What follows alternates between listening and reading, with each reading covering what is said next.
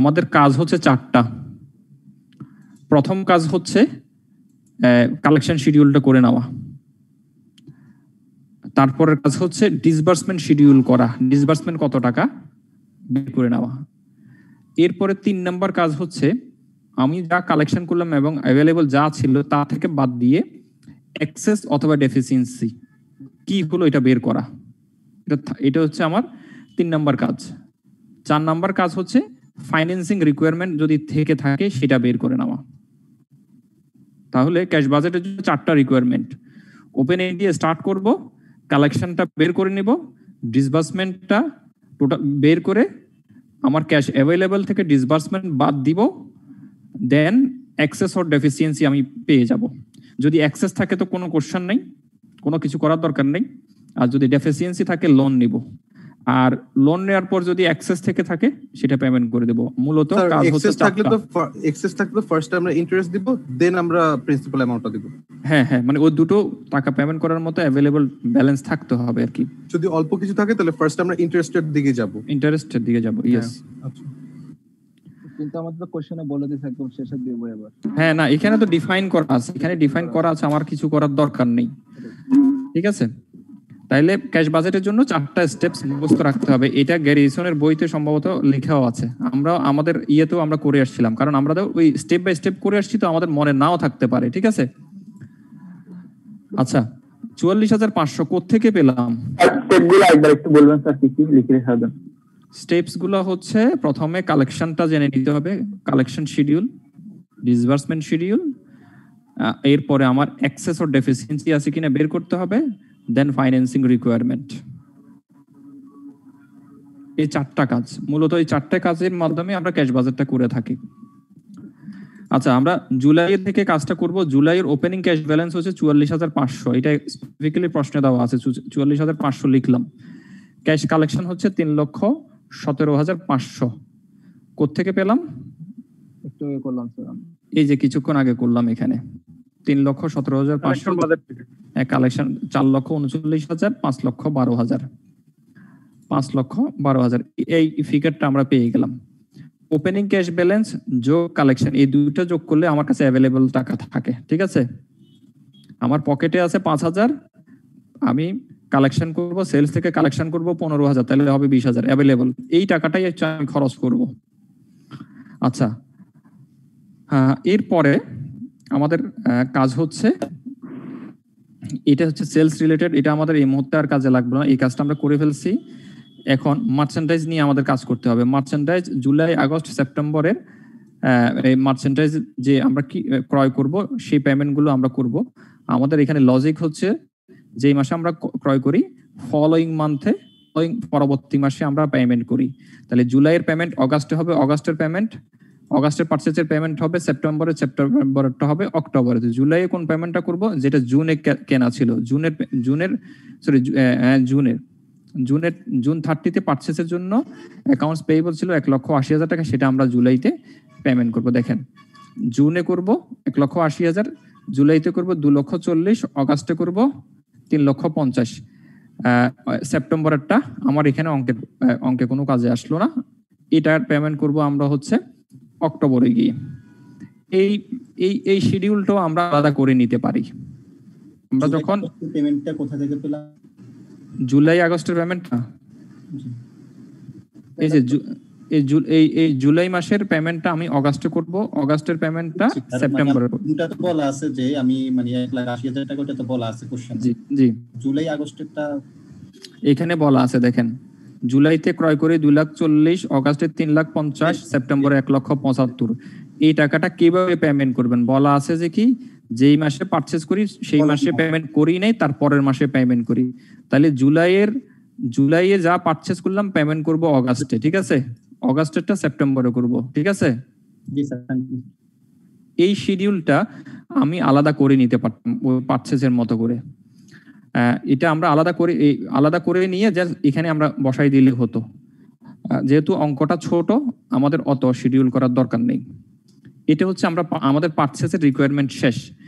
এরপর দেখেন, salary, wages, advertisement, rent payment, যেই মাসে যা পারচেজ হবে সেই মাসে পেমেন্ট তা হবে। এখানে এগুলোর ব্যাপারে আর কোনো কথা বলা নাই। স্পেসিফিক্যালি স্যালারি যেই মাসে হয় সেই মাসেই পেমেন্ট করতে, কারণ স্পেসিফিক কোনো কিছু বলা থাকলে আমরা সেভাবে অ্যাডজাস্টমেন্ট করতাম, সেই রকম কিছু বলা নাই। যেহেতু এই ওভারহেডগুলো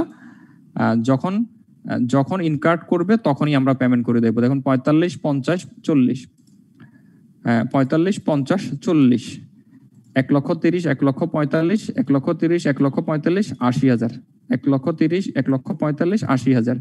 রেন্ট পেমেন্ট ইকুয়াল পেমেন্ট 9,000 করে।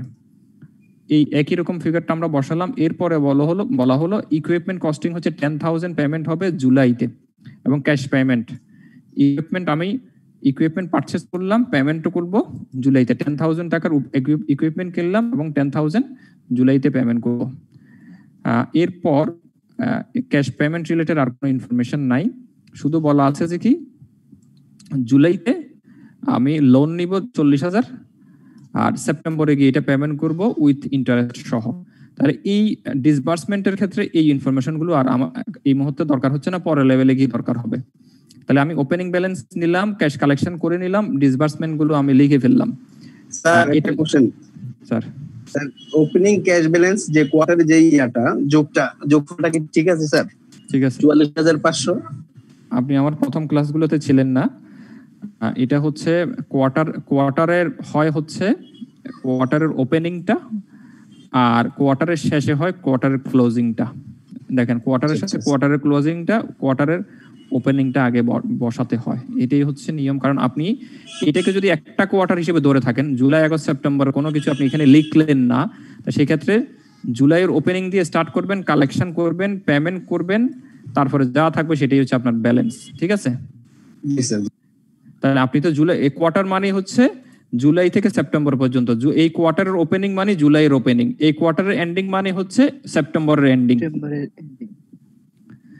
স্যার, আমরা ক্যাশ অ্যাভেলেবল থেকে টোটাল ডিসবার্সমেন্ট বাদ দিলেই এখানে আমরা যোগ বিয়োগ করে নিলাম। 3,62,000 থেকে 3,74,000 বাদ দিলে নেগেটিভ ব্যালেন্স হয় 12,000 টাকা। আমার ডেফিসিয়েন্সি আছে, নেগেটিভ ব্যালেন্সটা আমাদের উইদিন ব্র্যাকেটই থাকবে। এটা হচ্ছে 12,000। এরপরে ফাইন্যান্সিং রিকোয়ারমেন্টে আসেন। এটা আমাকে বলে দেওয়া আছে যে বড় করবো আমরা 40,000। 40,000 বড় করলে আমার টোটাল ফাইন্যান্সিং হয় 40,000। এরপরে এন্ডিং ব্যালেন্স পাবো কোত্থেকে? এই এক্সেস অথবা ডেফিসিয়েন্সি যেটা আছে সেটার সাথে আমার যে ফাইন্যান্সিং রিকোয়ারমেন্টটা যোগ করলে বা বিয়োগ করলে আমি এটা পেয়ে যাব। এখন দেখেন 12,000 টাকা নেগেটিভ ব্যালেন্স, 12,000 টাকা নেগেটিভ ব্যালেন্স, এরপরে আমি লোন নিলাম 40,000, তাহলে আমার পকেটে থাকবে কত? 28,000 টাকা। ঠিক আছে? এই পর্যন্ত কারো কোনো প্রশ্ন আছে কিনা? দেন একটু বুঝলে আমার মনে হয় ক্যাশ বাজারের কাজ শেষ। ক্লিয়ার? লোনটা আমি যে আলাদা করে যোগ করলাম, আবার ওখানে যে নিচে আমি লোন নিলাম 40,000, নিচে 28,000 কেন হলো বলেন?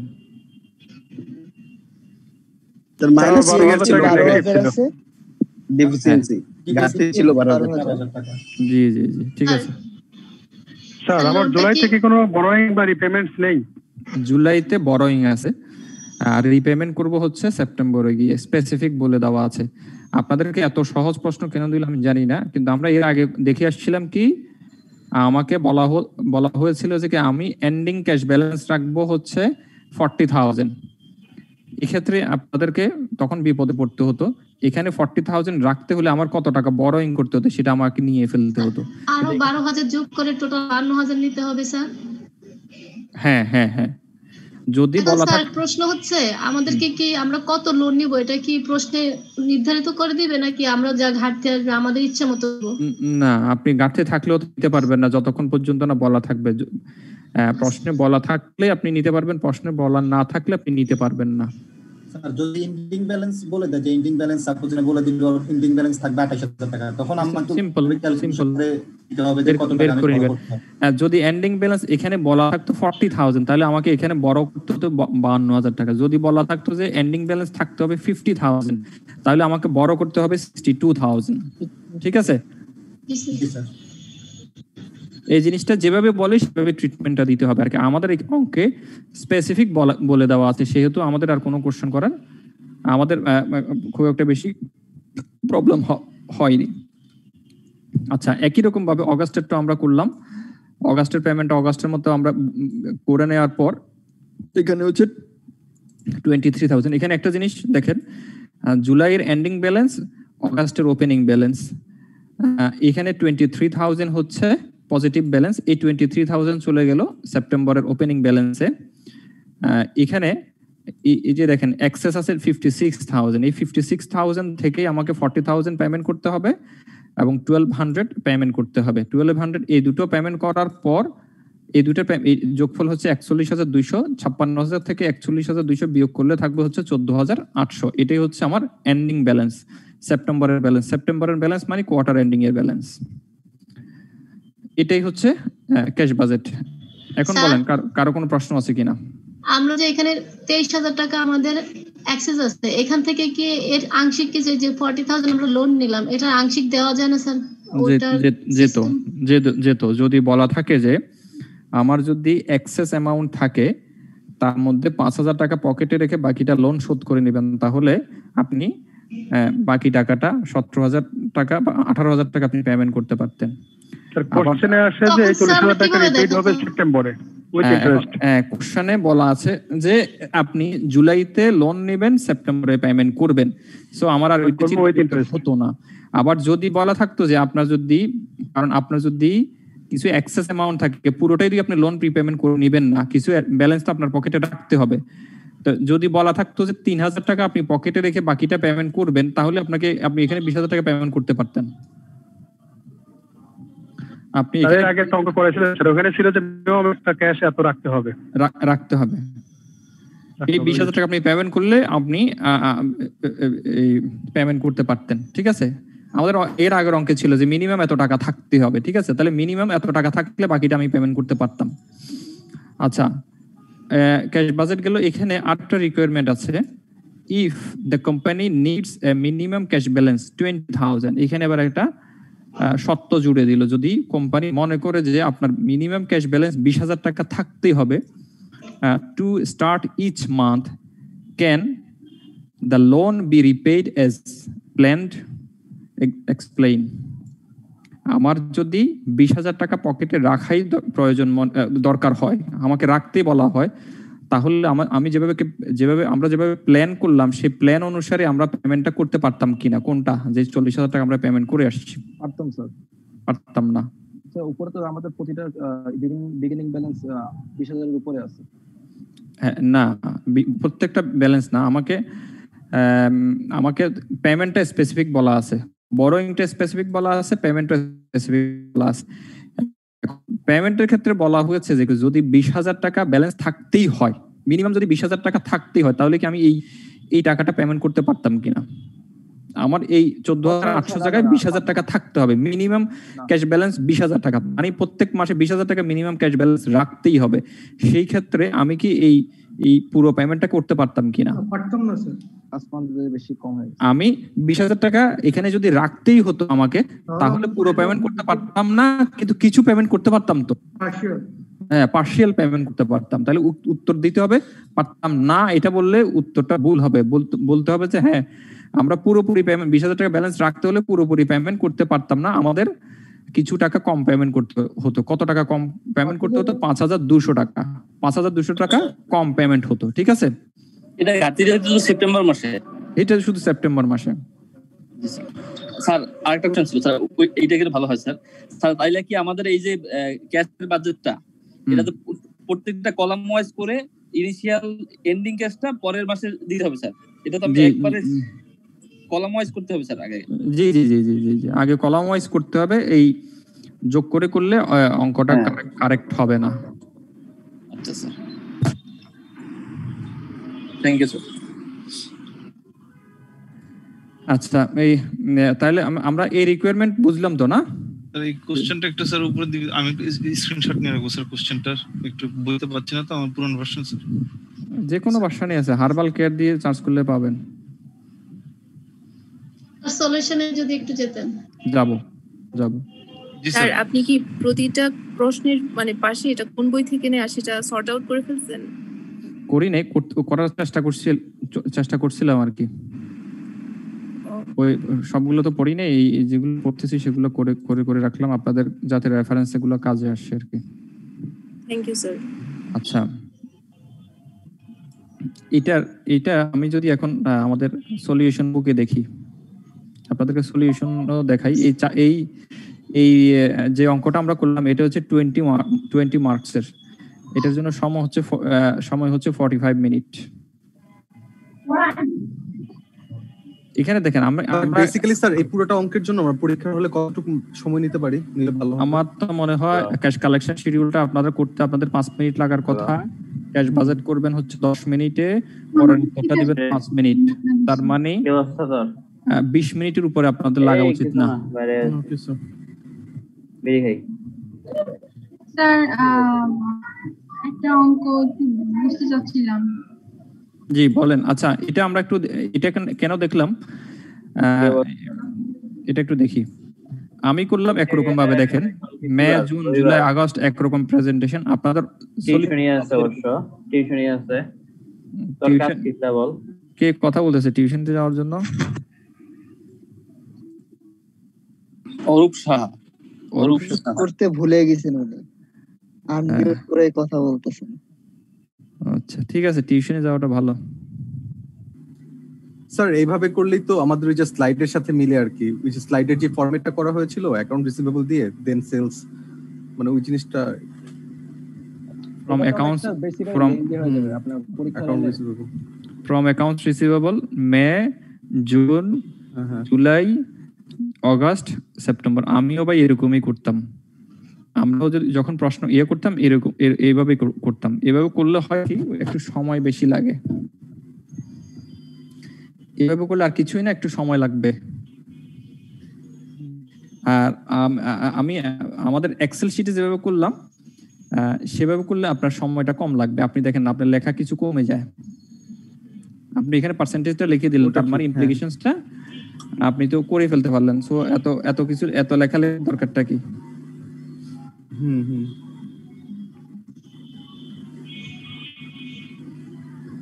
ঠিক আছে, হ্যাঁ এভাবেও করতে পারেন, ওভাবেও করতে পারেন, যখন যেভাবে মন চায়, কিন্তু অঙ্কটা কারেকশন হলে হয়। ঠিক আছে, এইটা হচ্ছে গ্যারিসনের প্রথম কালেকশন শিডিউলটা। তারপরে দেখেন beginning cash balance, add receipt, collection from customer, total cash available, disbursement বাদ দিলেন, এক্সেস ও ডেফিসিয়েন্সি পাওয়া গেল, এন্ড দেন ফাইন্যান্সিং পার্টটুকু আসলো 14,800 টাকা। ঠিক আছে, এখানে 14,800 এই যে লাস্ট মান্থ ছিল, তারপর আবার টোটালও 14,800। স্যার এটা একটু যদি বলেন। এটা এই কোশ্চেনটাই বারবার আসতেছে। আমরা কিছুক্ষণ আগে বললাম কোয়ার্টারটা শুরু করি হচ্ছে জুলাইয়ের ফার্স্ট থেকে। ঠিক আছে না, আমি কোয়ার্টারের চিন্তা করতেছি। তো কোয়ার্টারের এন্ড হচ্ছে সেপ্টেম্বরের এন্ড, তাই না? জি। তাহলে কোয়ার্টারের ফার্স্টে আপনার কাছে 44,500 থাকবে, কোয়ার্টারের এন্ডে আপনার কাছে কত টাকা থাকবে? ওপেনিং এ স্যার এটাই থাকবে, 44,500 থাকবে। আর কোয়ার্টার এন্ডে আপনার কাছে কত টাকা থাকবে? যেটা সেপ্টেম্বরে ছিল ওইটাই তো আপনার কাছে থাকবে না? কোয়ার্টার এন্ডে আপনি এই তিনটার যোগফল থাকবে না স্যার, যেটা আমাদের শেষে ছিল সেটাই থাকবে। হ্যাঁ, যদি তিনটার যোগফল এখানে বসান তাহলে ভুল হবে উত্তরটা। ঠিক আছে, কোয়ার্টারের ওপেনিং হচ্ছে আপনার কোয়ার্টারের প্রথম মাসের ওপেনিং, আর কোয়ার্টারের এন্ডিং হচ্ছে কোয়ার্টারের এন্ডিং মান্থের ক্লোজিং ব্যালেন্সটা, এন্ডিং ব্যালেন্সটা। আচ্ছা, if the company needs 25,000 minimum cash balance to start each month, then the loan cannot be repaid in full by September 30. If the loan is repaid in full, the cash balance will drop to 14,800 on September 13, যেটা আমরা অঙ্ক করলাম as shown above. Some portion of the loan balance will have to be carry over to October. যদি আমাকে 20,000 minimum cash balance রাখতে হয় তাহলে 5,200, এখানে যদি 20,000 টাকা করতে হয় তাহলে আমি লোন পুরোটা পেমেন্ট করতে পারবো না। সেক্ষেত্রে 5,200 টাকা আমাকে ক্যারি ফরওয়ার্ড করতে হবে পরবর্তী কোয়ার্টারের জন্য, পরবর্তী মাসের জন্য। ঠিক আছে, এই বুঝছেন তো এটা না? জি স্যার। এটা হচ্ছে 20 মার্ক। এই আপনারা যদি এই আমার মাস্টার বাজেটের ইলাস্ট্রেশন প্রবলেমটা, তারপরে গ্যারিসনের বই, হর্নগেনের বইয়ের থেকে অ্যাটলিস্ট 10টা সলিউশন করে থাকেন, 10টা অঙ্কের প্র্যাকটিস করেন, তাহলে আশা করি এই অঙ্কের প্রবলেম সলিউশন করে দিয়ে আসতে পারবেন। একটা জিনিস লিখে নেন, গ্যারিসনের প্রবলেম নাম্বার 825, এটা করবেন। এটা তো আপনাদের প্রশ্নেও আসছে। গ্যারিসন 825, জি স্যার। 25, 23, 22, 23, জি স্যার। এই অঙ্কগুলো করে ফেলতে হবে, ঠিক আছে? এই যে 22 হচ্ছে cash budget with garden sales incorporations, মানে প্রবলেমগুলো দেখবেন অ্যাটলিস্ট গ্যারিসনের প্রবলেমে যে ক্যাশ বাজেট বা এই ক্যাশ শিডিউলগুলো আছে, মাস্টার বাজেটের অংশগুলো আছে, এই জিনিসগুলো করে নেবেন। 25, 23, 24টা লাগবে না আপনাদের, 24টা লাগবে না, 25 লাগবে, 26ও করবেন। 21 দেখলাম স্যার, ওইটাও কি 21 করলে কোনো অসুবিধা নেই, মানে অ্যাটলিস্ট গ্যারিসনের বইয়ে 5টা সলিউশন করলে, প্রবলেম সলিউশন করে ফেললে কাজ শেষ। হ্যাঁ স্যার। স্যার এই যে বাজেটের অঙ্কে যদি কোথাও ভুল হয় স্যার, তাহলে কি ফুল মার্কস কেটে দিবে? না, কাটার সুযোগ নেই, কাটার সুযোগ নেই। আপনি যদি এই শিডিউলটা ঠিক মতো করেন তাহলে এখানে এটা হচ্ছে 4 মার্কসের জন্য বা 5 মার্কসের জন্য, তাহলে এটা ফুল মার্কস পেয়ে যাবেন, ঠিক আছে? স্যার এইটা যদি ভুল হয় স্যার, পরের ক্লাস তো ভুল হবে স্যার, তখন এখানে গন্ডগোলটা বাঁধবে। এখানে যদি ভুল হয় কালেকশন শিডিউল এখানে ভুল হয়ে যাবে, এর পরের গুলাতে মার্কস দেওয়ার সম্ভাবনা কমে যাবে। কারণ যেটা দিয়ে স্টার্ট করেন সেটা যদি ভুল হয়ে যায় তাহলে নিচের গুলো সব ভুল হবে, তখন এক্সামিনার আপনাকে মার্কস দিতে গিয়ে কষ্ট করতে হবে। আবার আরেকটা জিনিস আমরা দেখলাম যে এই যে পরবর্তী 3 নাম্বার রিকোয়ারমেন্ট যেটা ছিল, সেটাও যদি আপনি কারেক্টলি ওই স্প্রিটের সাথে মিল রেখে থিওরিটা লিখে দিতে পারেন তাও মার্কস পাবেন। এই আপনার ফিগার ঠিক থাকলো না কিন্তু আপনার স্প্রিটটা ঠিক ছিল, কনসেপ্টটা ঠিক ছিল, সেক্ষেত্রে এই মার্কসটাও আপনি পাবেন, ঠিক আছে? ওকে, থ্যাংক ইউ। একটু আগে আপনি যে স্লাইডে একটা দেখাচ্ছিলেন, কি দেখালাম? 2019 সালের জুনের অঙ্কটা একটু যদি দেখতেন স্যার। 2019 সালের? জি। কোন অঙ্কটা এটা?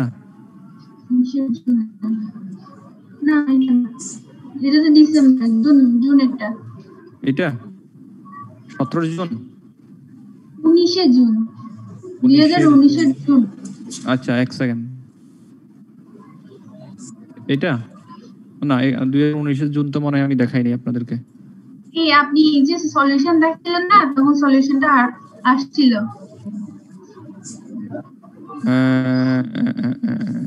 এখানে ছিল, হ্যাঁ সলিউশন এখানে একটা অঙ্ক ছিল, আমরা 23 এই যে 23 অঙ্কটা স্যার একটু ইন্টারেস্ট পোরশনটা। এটাও প্রশ্ন আসছে আপনাদের। হ্যাঁ স্যার, আরেকটু ইয়েতে উপরের দিকে নিতে হবে। এটা বড়োইং, এই যে এখানে যে ইন্টারেস্টটা বের করছে, এটা কিভাবে বের করছে এটা বুঝি নাই স্যার। লোন নিল 1,30,000 টাকা, তাই না? এই যে বড়োইং তো 1,30,000, ঠিক আছে না? প্রশ্ন তো দেখা যাচ্ছে, তাই তো? এটাই বড়োইং ছিল। তারপরের মাসেও তার ডেফিসিয়েন্সি ছিল 10,000 টাকা, তার ক্যাশ ব্যালেন্স মিনিমাম রাখতে হবে 40,000, তো 50,000 বড়োইং করলো। 1,30,000 টাকা ইন্টু 1% ইন্টু 3 প্লাস এই 50,000টাও পেমেন্ট হচ্ছে, 50,000 ইন্টু 1% ইন্টু 2। প্রশ্নটা আমি দেখিনি, প্রশ্ন মনে হয় বলা ছিল এরকম প্রতি মাসে 1% বা 12% ইন্টারেস্ট রেট ছিল, তাই তো নাকি? ইন্টারেস্ট রেট লেখা আছে কি, compute the interest on whole month 12/1, 12/2 12%। আমি এখানে প্রশ্ন দেখে বুঝতেছি যে ইন্টারেস্ট রেট হচ্ছে 12%, তাই না?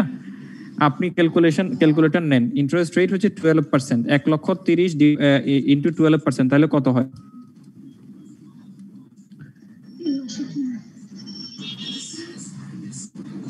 1,30,000 15,600 স্যার। 15,600 হচ্ছে 1 বছরের ইন্টারেস্ট, তাই না? জি।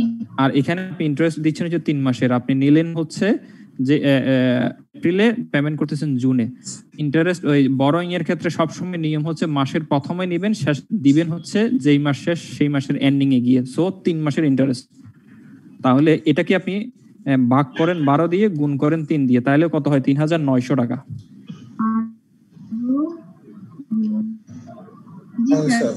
জি।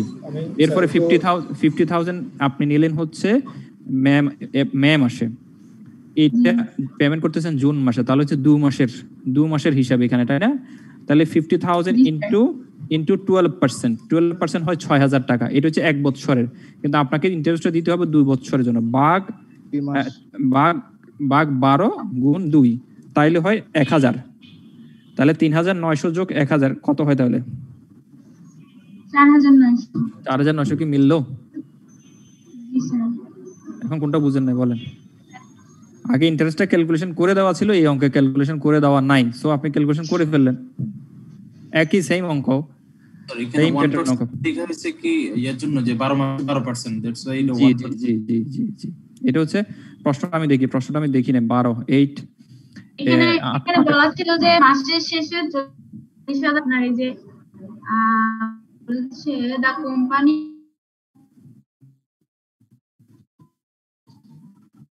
balance of each month. আমি পড়ি, একটু পড়ে দেখি, প্রশ্নটা পড়ি। The company has an agreement with a local bank that allows the company to borrow in increments of 1,000 at the beginning of cash month up to total loan balance 2 lakh. The interest rate on this loan is 1% per month. সোজা কথা। Sir আপনার এখানে যেভাবে আছে, আমার কাছে তো previous question এখানে তো এভাবে নাই, যে এখানে যে 2 লাখ লেখা আছে না, এখানে 2 লাখ নাই, 1% নাই। 1% নাই, আচ্ছা তাহলে প্রশ্নটা তো যাই। কত বলছেন প্রশ্ন? 2019 এর জুন।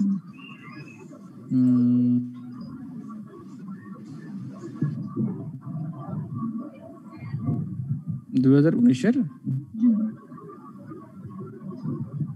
কত নাম্বার? অঙ্ক নাম্বার হচ্ছে 8 number.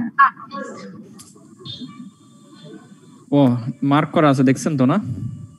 Here is one problem. এটা আগের বইয়ের কোনো একটা সলিউশন কোনো ছিল তো, এরপরে গিয়ে এই বই প্রত্যেকটা অনুসারে এগুলো আপডেট হয়। The company can borrow from its bank as needed to cash account. Borrowing and repayments must be in multiplies 1,000. একই কথা, মানে এটা এই 1,000 বুঝছেন তো না? বুঝেন নাই? 1,000 হচ্ছে যে কি borrowing সবসময় 1,000 দিয়ে গুণিত করতে হবে। মানে আমি 1,000 2,000 3,000 4,000 5,000 এভাবে লোন নিতে পারবো। আমার রিকোয়ারমেন্ট হচ্ছে 5,500 টাকা, তাহলে 5,500 না নিয়ে আমি নিব 6,000 টাকা, ঠিক আছে? মানে ফ্র্যাকশন ফিগার নিব না, মানে লোনটা যাতে এরকম গুণিত হয়ে থাকে, ফ্র্যাকশন ফিগারে নিব না। All borrowings take place at the beginning of month. All repayment are made at the end of month. The annual interest rate 12%. বা আর কি কথা বলা দরকার আছে আপনার? না স্যার, বুঝছি স্যার, থ্যাংক ইউ স্যার। শেষ তো, এখানেই তো শেষ। আমার পরের লাইন পড়ার দরকার কি? একটা কোশ্চেন ছিল স্যার। হ্যাঁ, ক্যাশ ডেফিসিয়েন্সি টানা 2 মাস থাকে স্যার, এখন কি করব স্যার? 3 মাস যত ডেফিসিয়েন্সি থাকবে তত লোন নিতে থাকবেন। যেমন লোন যদি 40,000 টাকা মতো নেওয়া যায়, তাহলে আমি 2 মাসে 80,000 টাকা লোন নেব। হ্যাঁ, এখানে আরেকটা উপরে বলা ছিল যে এন্ডিং ব্যালেন্স রিকোয়ারমেন্ট হচ্ছে 40,000, মিনিমাম এন্ডিং ব্যালেন্স রিকোয়ারমেন্ট 40,000। এই অঙ্কটা 18 ডিসেম্বর অঙ্কটা একটু বুঝাই দেন না পরে। 18 ডিসেম্বর, আচ্ছা আমরা কোশ্চেন নাম্বার 7। 18 ডিসেম্বর না এটা? জি স্যার, ঠিক আছে, বুঝাই দিব।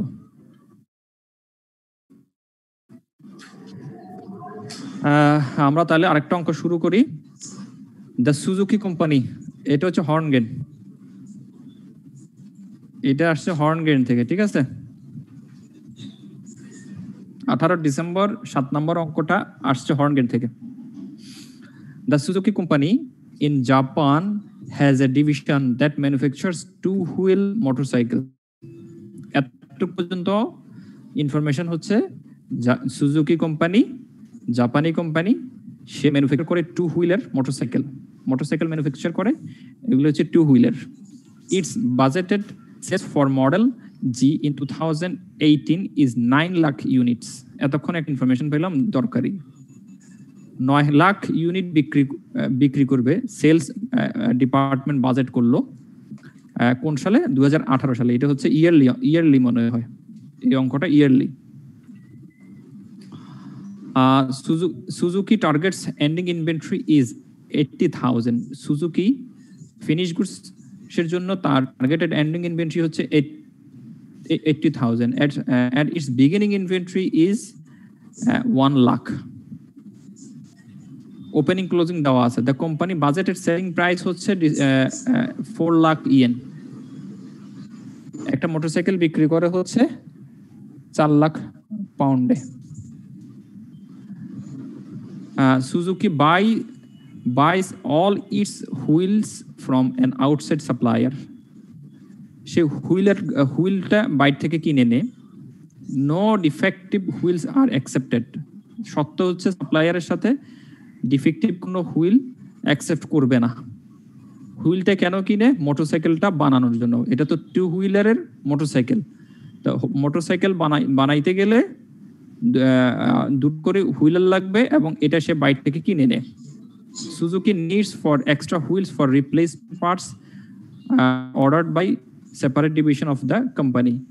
তো এখানে ওই যে হুইলারটা কিনে বেসিক্যালি যেটা ম্যাটেরিয়াল, এটা একটু অ্যাক্সেস কিনে নিতে হয়, কারণ এটা রিপ্লেস করার দরকার হয় কোম্পানির রিকোয়ারমেন্টের জন্যই।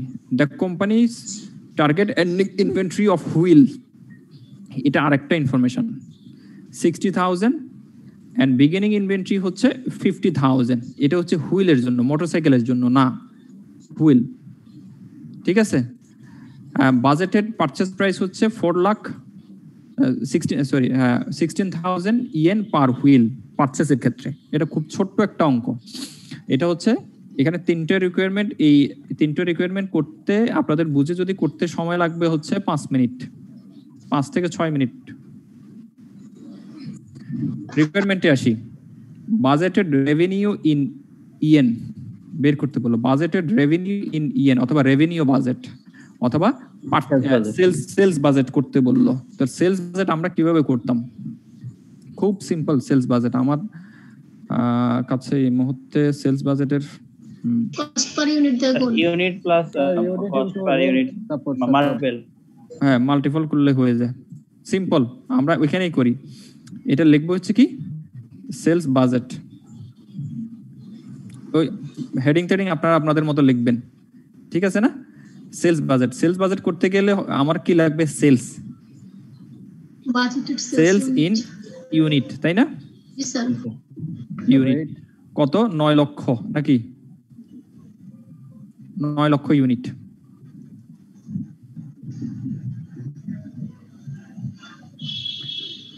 এটা হচ্ছে আমার budgeted sales in unit.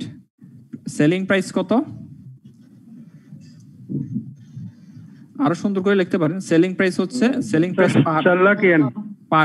Per motorcycle লিখতে পারেন অথবা ইউনিট লিখতে পারেন, যেটা হ্যাঁ পার ইউনিট হচ্ছে 4 লাখ ইয়েন, 4 লাখ ইয়েন। ঠিক আছে।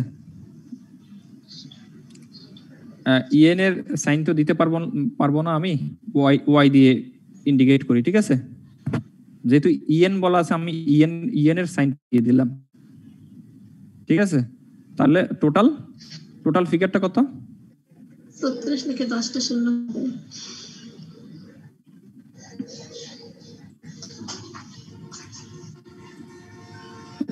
এই দুটো গুণ করলেই হচ্ছে যা হয় তা কত হয়? উপরে 5টা শূন্য, নিচে 5টা শূন্য, তাহলে কয়টা শূন্য হলো? 10টা। না, উপরে 5টা, নিচে 5টা, 10টা শূন্য। তাইলে 4 নং 36, এরপর 10টা শূন্য বসাই দিব। 1 2 3 4 5 6 শেষ।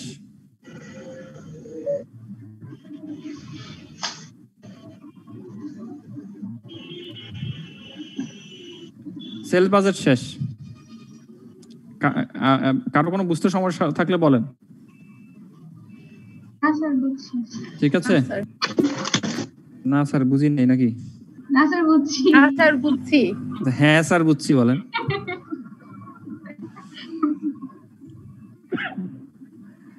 আচ্ছা, রেভিনিউ বাজেট শেষ বা সেলস বাজেট শেষ।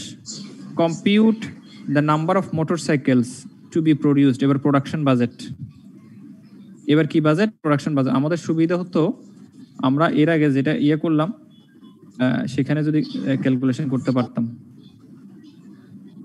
আচ্ছা, তার লাগবে না, আমরা এমনিতে লিখি। ফরম্যাটটা হচ্ছে স্ট্যান্ডার্ড ফরম্যাট ফলো করবেন, ঠিক আছে? আমরা যেভাবে আগে করতাম সেই স্ট্যান্ডার্ড ফরম্যাটটা ফলো করতে হবে। প্রোডাকশন বাজেট, ওকে। তাহলে প্রোডাকশন বাজেট করতে হলে কি লাগে? আগে প্রোডাকশন বাজেটের অর্থ হচ্ছে যে কয়টা ইউনিট আমি প্রোডাকশন করব, ঠিক আছে না? তারপরে হচ্ছে তাহলে প্রোডাকশন বাজেট কি দিয়ে শুরু করি আমরা, মনে আছে? স্যার বাজেটেড সেলস দিয়ে। হ্যাঁ, বেসিক্যালি হচ্ছে আমরা যা সেলস করব তাই প্রোডাকশন করব। বাজেটেড সেলস ইন ইউনিট, ঠিক আছে না? বা মোটরসাইকেল আর কি, আমি লিখতে পারি মোটরসাইকেল। তাইলে আমাকে প্রোডাকশন করতে হবে 9 লাখ।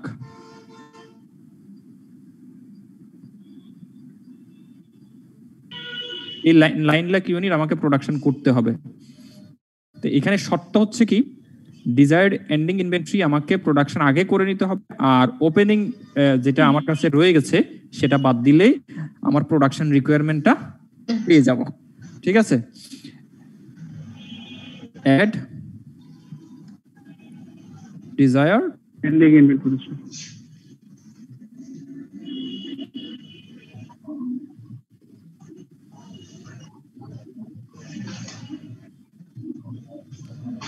ডিজায়ার্ড এন্ডিং ইনভেন্টরি কত বলেন তো?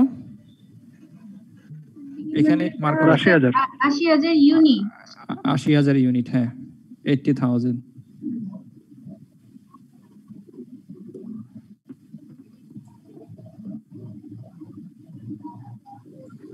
তাহলে এই দুটো যোগ করলে এই দুটো ফিগারকে কি বলে? গত ক্লাসেও করলাম, বলেন। 9 লক্ষ available unit available for sale. এটাকে বলা হচ্ছে টোটাল নিডস অথবা টোটাল রিকোয়ারমেন্ট বা টোটাল প্রোডাকশন। আমার একটা কথা আমাকে করতে হবে, টোটাল নিড নাকি নিড না নিডেড, মুখস্থ থাকেন, এটাই আমার দরকার, ঠিক আছে? লেস বিগিনিং অথবা ওপেনিং ইনভেন্টরি, যেটাই বলেন। এটা ছিল আমার হাতে, আমার ফিগার দেওয়া আছে 1 লাখ ইউনিট। আমার কাছে এটা অলরেডি হাতে আছে, এটার প্রোডাকশন করা লাগবে না। এটাই হচ্ছে আমার প্রোডাকশন রিকোয়ারমেন্ট, ঠিক আছে না? এটাই হচ্ছে প্রোডাকশন রিকোয়ারমেন্ট। কত? 8,80,000।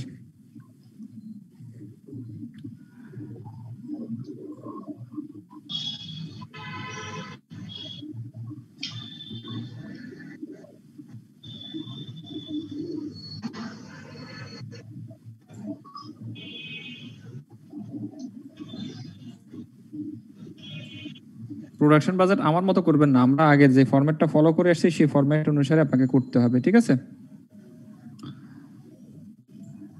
আর যে কোনো অঙ্ক করার পরে একটু ক্লোজ করে দিলে ভালো, ঠিক আছে?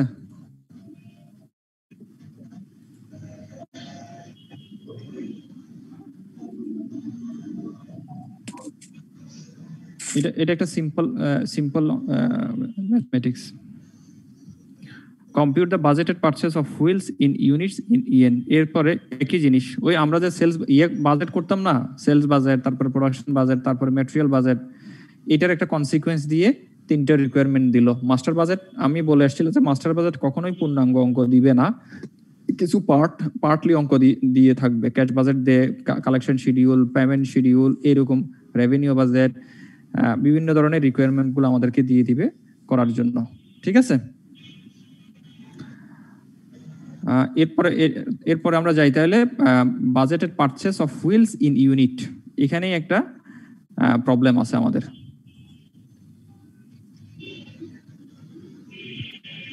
এখানেই আমাদের প্রবলেম আছে। এই অঙ্কটা বোঝার জন্য ওই যে এটাই বুঝে নিতে হবে, 2 হুইলের একটার জন্য 2টা করে হুইল লাগে। এখানে মনে হয় এটা স্পেসিফিক্যালি বলা ছিল না, বলা কি ছিল এখানে?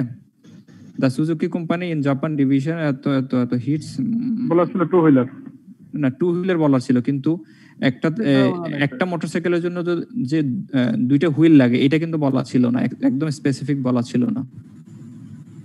টু হুইলার মানে তো স্যার দুইটা হুইল লাগে, হ্যাঁ 4 হুইলার হইলে 4টা হুইল লাগবে। কিন্তু আমরা যারা একটু কম বুঝি তাদেরকে স্পেসিফিক ইনফরমেশন না দিলে আমরা হয়তো পরীক্ষার হলে একটু কনফিউজড হতে পারি। ঠিক আছে, আচ্ছা প্রোডাকশন রিকোয়ারমেন্ট অনুসারে আমি পারচেজ করব, তাই না? আমার যা প্রোডাকশন রিকোয়ারমেন্ট সেই ইউনিটগুলোই আমরা পারচেজ করব।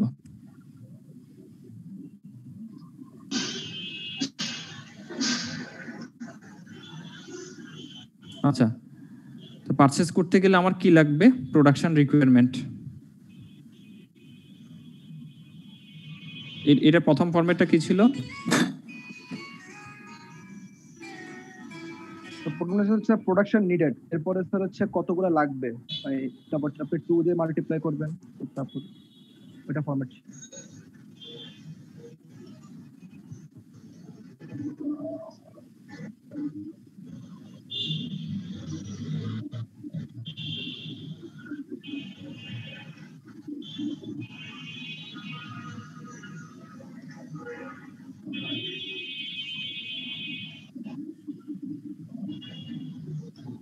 সরি, আজকে হচ্ছে 3টা মিটিং এর রিকোয়ারমেন্ট, আইসিএম এর 2টা মিটিং, আমার আবার ক্লাস। কোন দিকে ঢুকবো বলেন? ক্লাস টাইমে মিটিং স্যার বলেন।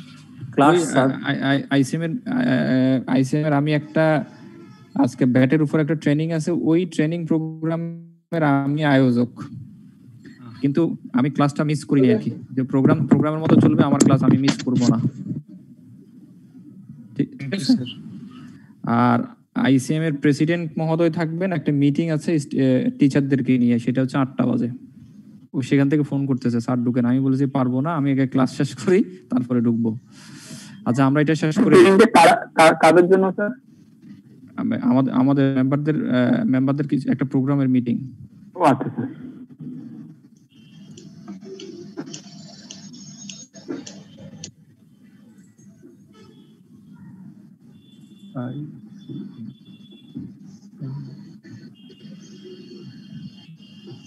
প্রোডাকশন বাজেট ঠিক আছে না? বাজেটের sales, desired ending inventory minus beginning inventory, production requirement আমরা পেয়ে যাই। এক্সপেক্টেড ক্যাশ কালেকশন আমরা এটার জন্য আমার দরকার নাই। ম্যাটেরিয়াল বাজেট, এইটাই তো। ম্যাটেরিয়াল বাজেটের জন্য আমার কি কি দরকার? নাম্বার 1 দরকার হচ্ছে প্রোডাকশন রিকোয়ারমেন্ট। নাম্বার 1 দরকার হয় আমাদের প্রোডাকশন রিকোয়ারমেন্ট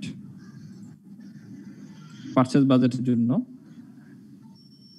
এখানে আমরা লিখি তাহলে প্রোডাকশন বাজেটের জন্য প্রথমে দরকার হচ্ছে আমার প্রোডাকশন রিকোয়ারমেন্ট ইন ম্যাটেরিয়ালটা দরকার। তারপরে লাগবে হচ্ছে কয়টা লাগবে সেটা দিয়ে গুণ। তাহলে এখানে আমার হচ্ছে 8,80,000। এটা আমরা কোথায় পেলাম? আগের ক্যালকুলেশনে পেলাম, ঠিক আছে না? আর আমার ম্যাটেরিয়ালস রিকোয়ারমেন্ট হচ্ছে হুইল ম্যাটেরিয়াল। এখানে হচ্ছে ম্যাটেরিয়াল রিকোয়ারমেন্ট হচ্ছে হুইল, WHEEL হুইল। হুইল লাগবে পার ইউনিটের জন্য 2টো করে। তাহলে আমার এখানে তাহলে এই দুটো যোগফল হবে কত, গুণফল হবে কত? 16 লক্ষ। গুণ করে বলেন তো, 8,80,000 17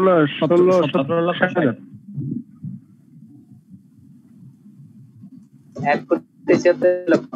হ্যাঁ আচ্ছা, 17,60,000। ঠিক আছে তো, ক্যালকুলেশন ঠিক আছে তো নাকি?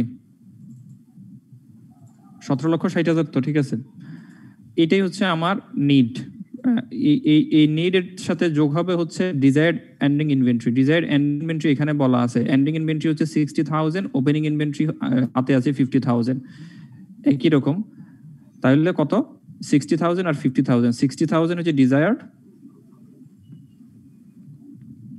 এই দুটো যোগ করলে হবে 80-20। এখানে হবে 50,000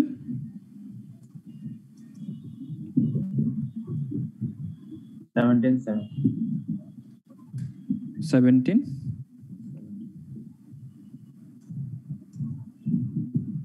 materials to be purchased। এটাই হচ্ছে আমাদের ইলাস্ট্রেশন আমরা যেভাবে করলাম ঠিক একই রকম ভাবে আমরা আমাদের ম্যাটেরিয়াল পারচেজ বাজেটটা করলাম। ম্যাটেরিয়াল পারচেজ বাজেটটা করলাম। পারচেজ বাজেট ইন ইউনিট, আচ্ছা এখানে একটা গন্ডগোল আছে, ইন ইএনএ করতে বললো। ইন ইএনএ করতে গেলে সিম্পল, আমরা এইটার তো ইএন নাই, আমি হুইলে রূপান্তর করলাম, এখান থেকে আমি ইএনটা করতে পারি, অথবা এখানে আমরা করতে পারি যে material purchase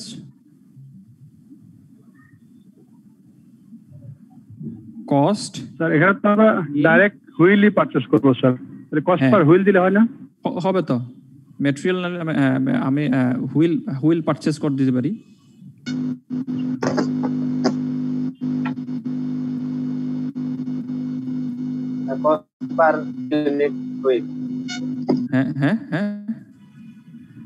wheel purchase cost in yen, তাইলে ইএন 16000। রিয়েল কোশ্চেনে কি রিয়েল আছে নাকি ইএন আছে নাকি টাকা আছে? ইএন আছে, ইএন কনফার্ম ইএন। 17,70,000 হুইল কিনতে হবে। একটা ইএন এর কস্ট কত? 16,000। 16,000।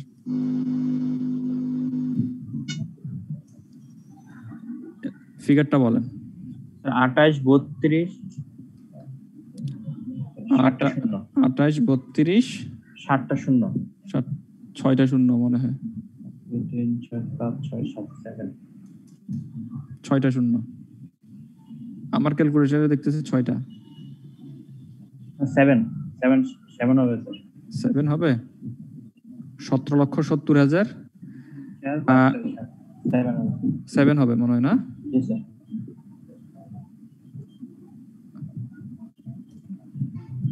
স্যার 6টা শূন্যই তো হয় মনে হয়। প্রথমত 4টা, পরে 3টা 3টা 6টা হবে, কনফার্ম 6টা। 7টা হবে স্যার। প্রথমত 4টা, 1 2 3 17,70,000 4টার পরে 3টা 7টা। 283 কোটি 20 লক্ষ। আমারও 283 কোটি 20 লক্ষ। ভাই যেটা আসে সেটাই লেখেন। 7টা শূন্য হবে স্যার, 7টা শূন্য। 7টা শূন্য হবে না? 7টা জি স্যার, 7টা হবে। 17,70,000 4 আর 3 এর 7টা 16,000। 7টা কনফার্ম। ঠিক আছে।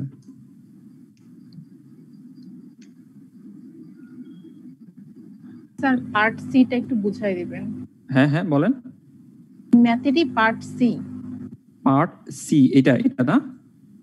এটা তো এটা না স্যার, প্রশ্নের পার্ট সি। এটা তো বি স্যার, সি পার্টের কথা বলছি। আচ্ছা ঠিক আছে, আবার পড়তে হবে, গন্ডগোল।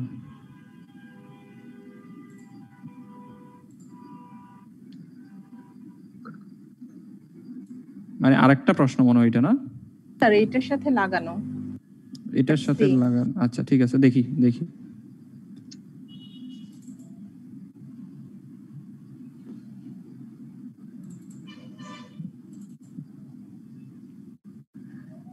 জুন 2000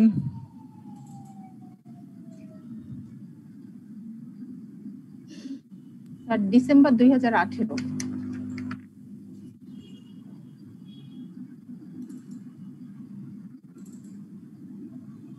স্যার 7 এর সি।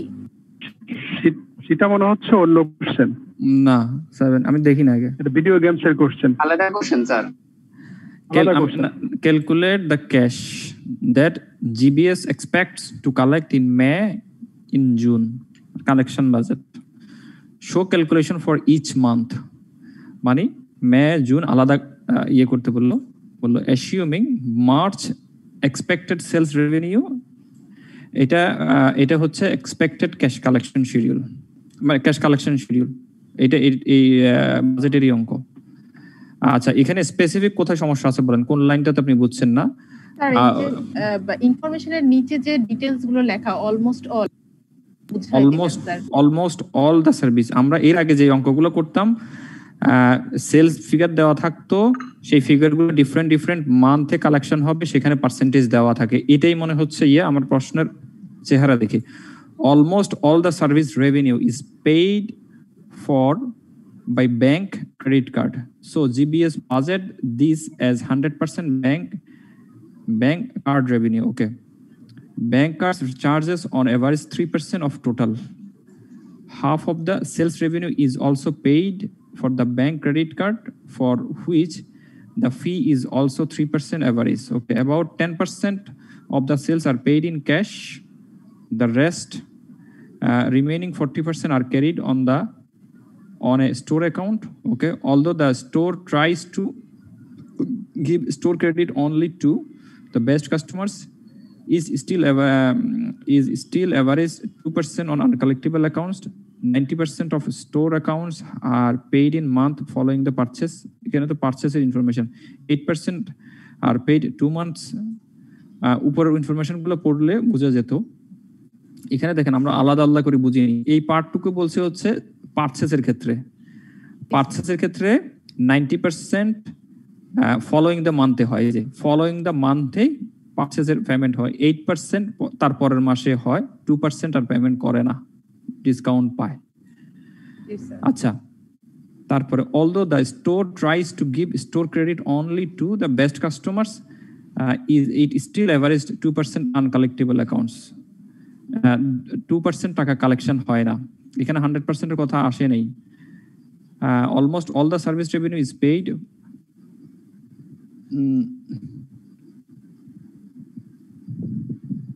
আচ্ছা, এখানে সমস্যাটা কোথায় বলেন তো?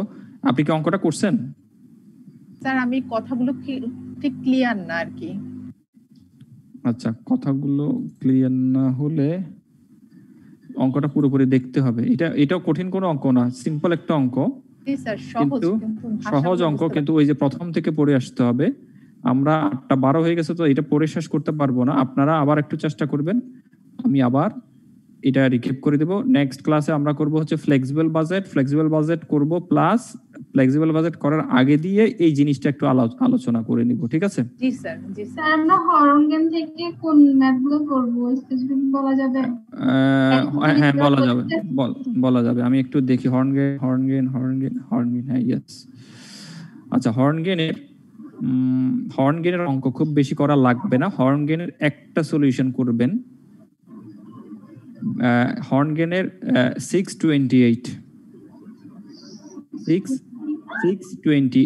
এই প্রবলেমটা করলে আপনাদের কনসেপ্ট ক্লিয়ার হয়ে যাবে। জিবিএস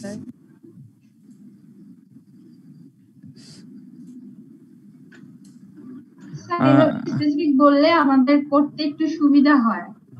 আচ্ছা, এই যে চেহারাটা দেখেন, ওই যে যিনি প্রশ্নকর্তা, আপনারা যারা প্রশ্ন করলেন মিলে কিনা দেখেন তো। মিলে গেছে? এটা হর্নগেনের, কিন্তু শুধু উপরের নামটা চেঞ্জ করে দেওয়া, এই যে রেভিনিউ গুলা। কারণ প্রশ্নটা পড়েই আমি বুঝছি যে, আমি প্রশ্ন পড়লে বুঝতে পারি যে এটা কোন বই থেকে করছে, কারণ এটা দীর্ঘদিন পড়তে আর কথা কার ল্যাঙ্গুয়েজটা কিরকম এটা বুঝতে পারি। এটা প্রশ্নটা হচ্ছে 627 হর্নগেন। এটা cash flow analysis, sensitivity analysis, বাজেটের কিছু আছে, আবার ইও আছে। এই যে দেখেন, পুরো অঙ্ক কিন্তু দেয় নেই। রিকোয়ারমেন্ট 1 2 3 ছিল, তাই না? মানে এই প্রশ্নের সাথে রিকোয়ারমেন্ট গুলো মিলতেছিল না। আমি তো বারবার পড়তেছি, এটার সাথে এটা মিলতেছে না কেন, কথা বুঝছেন না? কারণ আমি যখন এটা পড়লেই, নিচের অংশটুকু পড়লেই আমি বুঝে যাবো যে আমার কি করা উচিত, কিন্তু রিকোয়ারমেন্ট দেখতেছি একরকম, কিন্তু প্রশ্নের তথ্য দিচ্ছি ডিফারেন্ট। এই যে দেখেন, পরের রিকোয়ারমেন্ট গুলো এখানে কিন্তু সেট করে দেওয়া আছে। আমি তো বুঝতেছি কম, কারণ এখানে রিকোয়ারমেন্টের সাথে এটা মিল নেই। তাহলে বইও পাওয়া গেল, সলিউশনও পাওয়া গেল, আবার পড়ে নিবেন, তাহলে বুঝবেন অনেক জটিল ভাবে লিখে থাকে না, জটিল ভাষায়। হর্নগেনের ল্যাঙ্গুয়েজ গুলো কঠিন, সে আবার কথা কম লিখে। গ্যারিসনের ল্যাঙ্গুয়েজ গুলো সহজ, কথা বেশি লিখবে, ঠিক আছে? তো হ্যাঁ, ঠিক আছে, তাহলে আমরা আজকের মতো প্রোগ্রাম ক্লোজ করতে পারি। হ্যাঁ, ঠিক আছে, অনেক ধন্যবাদ। আসসালামু আলাইকুম স্যার। আসিমে থেকে স্যার। হ্যাঁ, ঠিক আছে, আসসালামু আলাইকুম স্যার। Thank you sir. আসসালামু আলাইকুম।